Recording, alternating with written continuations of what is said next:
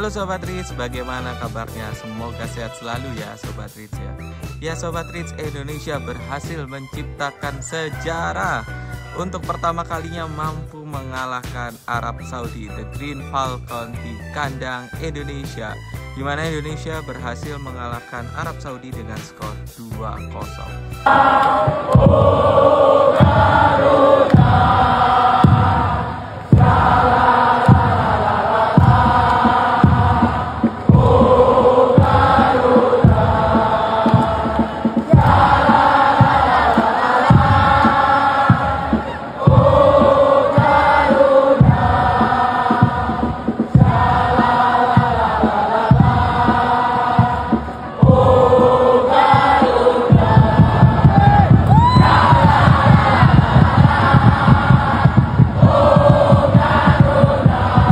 Dan Sobat Rich, dengan hasil ini maka Indonesia untuk sementara ini di grup C berhasil menempati peringkat ketiga untuk sementara ini ya. Dan semoga bisa udah nanggung sekali ya, dan semoga bisa di peringkat kedua hingga lolos ke Piala Dunia tanpa playoff. Yaitu harapan kita semua ya tentunya ya Sobat Rich ya. Nah Sobat Rich, terkait dengan Indonesia versus Arab Saudi ini, ternyata Indonesia mencatatkan 5 sejarah baru. Dan inilah 5 sejarah baru timnas Indonesia di kualifikasi Piala Dunia Zona Asia.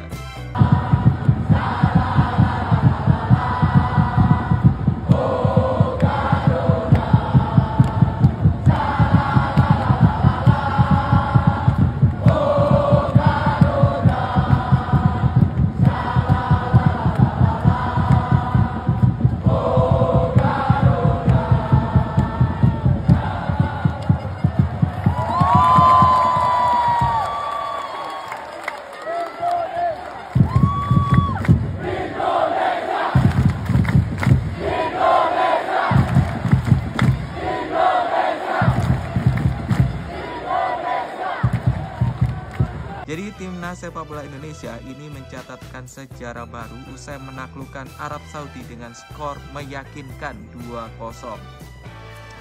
Timnas Indonesia ini awalnya tidak pernah mendapatkan kemenangan kala berjumpa Arab Saudi. Jadi terakhir kali timnas Indonesia mendapatkan poin dari Arab Saudi di kompetisi resmi adalah waktu di leg pertama kualifikasi Piala Dunia ini dengan menahan imbang 1-1 ya.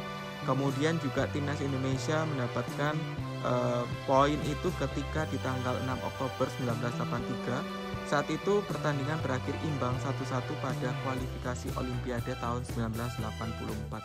Nah sebenarnya timnas Indonesia sendiri pernah 2 kali menahan imbang, itu juga di tahun 97 dan juga di tahun 2011.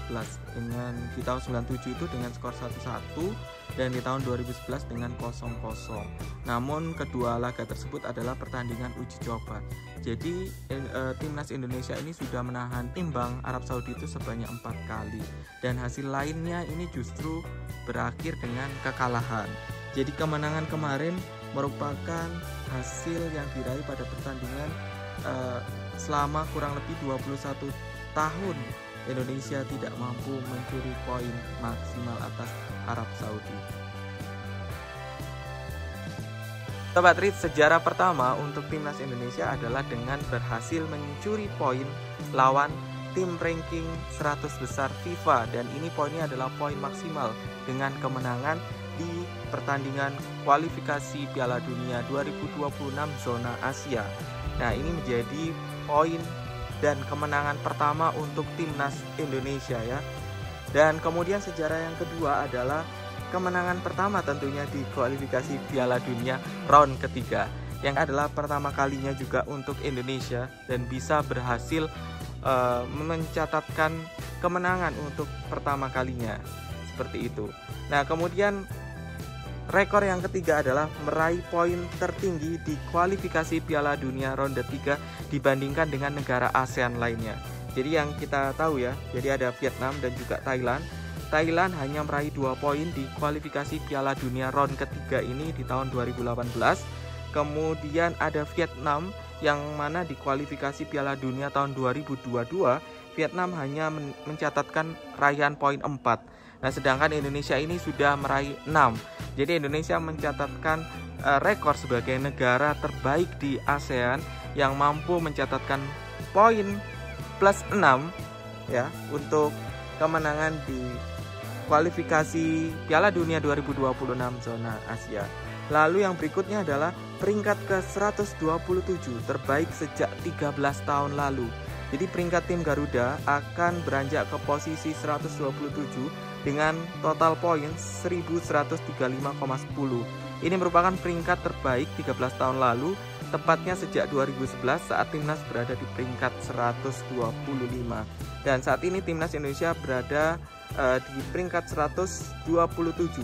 Sejak awal 2023 ranking FIFA, tim Garuda memang dibilang sangat agresif untuk menyalip negara-negara lain yang berada di depannya ya. Dan apalah arti sebuah ranking ya, karena timnas Indonesia sendiri bisa mengalahkan Arab Saudi yang rankingnya juga jauh di atas Indonesia. Dan 2 gol tersebut dicetak oleh wonderkid Indonesia yaitu Marcelino Ferdinand pada menit ke-32 dan juga babak kedua di menit ke-57 lewat skema serangan balik dan tidak ada balasan dari Arab Saudi hingga bunyi peluit di akhir pertandingan. Jadi Arab Saudi, The Green Falcon ini bermain di hadapan 70.000 supporter yang memadati Gelora Bung Karno ya. Jadi stadion utama Gelora Bung Karno ini dipadati oleh 70.000 fans Garuda, dan tim Garuda akhirnya bermain cenderung bertahan dan memanfaatkan juga serangan balik ya kalau kita lihat kemarin ya. Dan strategi pelatih Sintayong ini pun berhasil menciptakan 6 tendangan yang mengancam gawang Alcázar ya, termasuk brace dari Marcelino. Nah, kemenangan tersebut membuat timnas Indonesia menutup 2024 di kualifikasi zona Asia ini dengan bertengger di posisi ketiga sementara di grup C dengan 6 poin. Jadi selisih hanya 1 poin saja dari Australia yang berada di peringkat kedua untuk sementara ini. Nah, klasemen sementara di grup C ini Jepang berada di peringkat pertama dengan 16 poin dan selisih gol 20. Kemudian di peringkat kedua ada Australia dengan 7 poin dan selisih gol plus 1. Lalu Indonesia berada di peringkat ketiga dengan poin 6 dan juga selisih gol min 3. Dan di peringkat keempat ada Arab Saudi dengan poin 6. Kemudian selisih golnya adalah min 3. Lalu berikutnya ada Bahrain dengan 6 poin juga dan selisih golnya adalah min 5. Kemudian untuk China ini berada di juru kunci dengan poin 6 dan juga gol min 10.